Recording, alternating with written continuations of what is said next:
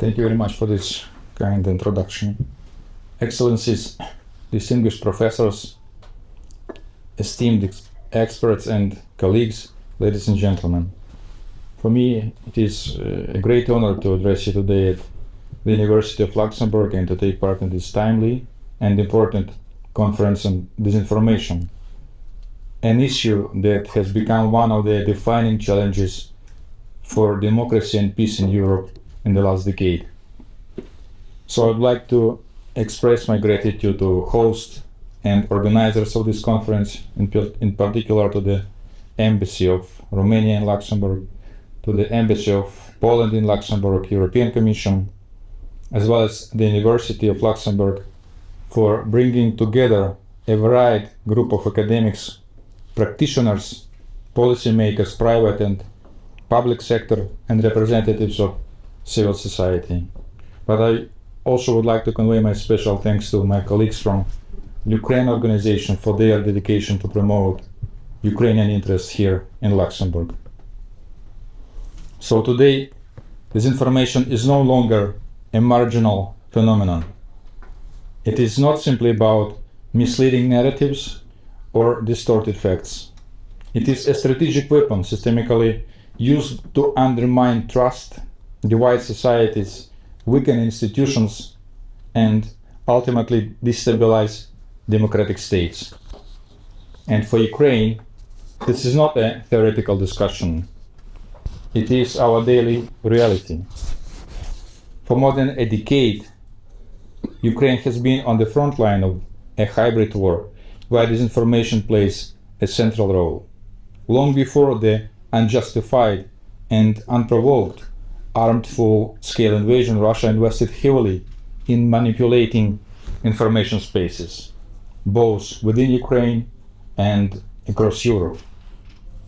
False narratives, conspiracy theories, and coordinated influence operations have been used to justify aggression, hide the truth, and weaken the international solidarity. Disinformation seeks not only to deceive, it aims to exist. It floods the public space with so much conflicting information that citizens begin to doubt everything, including verified facts. And when truth becomes uncertain, democracy itself becomes vulnerable. But let us be clear, this threat does not stop at Ukraine's borders. Across Europe, we are witnessing attempts to polarize public opinion and weaken our unity that underpins our collective security. The very values that define our societies, like freedom of speech, open debate, and pluralism, are being exploited against us. And allow me to briefly illustrate this with a concrete and recent example. In the lead up to the 2024 European elections, we witnessed a coordinated wave of disinformation campaigns targeting European audiences, including Luxembourg and Belgium. These campaigns aimed to reduce public support for Ukraine and to influence democratic processes across the European Union.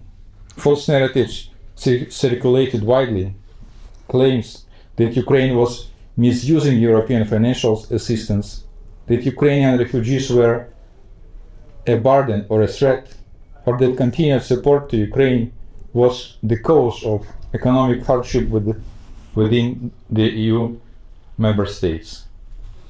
And these efforts were not random, they were strategic. Their objective was to weaken the European unity, undermine confidence in democratic institutions, and ultimately reduce the political will to support Ukraine in its defense against the aggressor. And despite its obvious weaknesses, Russia and its revanchist propaganda policies remain a strategic security threat to all of Europe. And only a sensible policy of deterrence can mitigate this threat. This is the paradox we must confront. The openness of democratic societies is both our greatest strength, and if left unprotected, a point of our vulnerability. Disinformation is not only a technological issue. It is political, social, psychological, and cultural, and no single sector can address it alone. We must invest in media literacy, critical thinking, and independent journalism. An informed and engaged public is the strongest defense against this manipulation. Disinformation campaigns often seek to divide us between countries, within societies, and even within institutions. And our response must therefore be collective, coordinated, and based on shared democratic values. Dear friends, Ukraine continues to defend not only its sovereignty, but also the principles of truth and accountability in the international system. In this struggle, we deeply value the support and solidarity of Luxembourg and all of your countries that you present here. The fight against disinformation is ultimately a fight for reality, for the ability of our citizens to make decisions based on facts, not falsehoods, for the integrity of our democratic processes, and for the preservation of peace on the European continent. And I'm confident that today's discussion will contribute meaningfully to this effort. Once again, I would like to express my gratitude to all your countries for the support that you provided and continue to provide to Ukraine. And this series of events, Advocacy Coalition, is another signal that we are not alone in our fight against aggression. So thank you very much. Thank you for attention, and I wish you all a productive and inspiring conference. Thank you.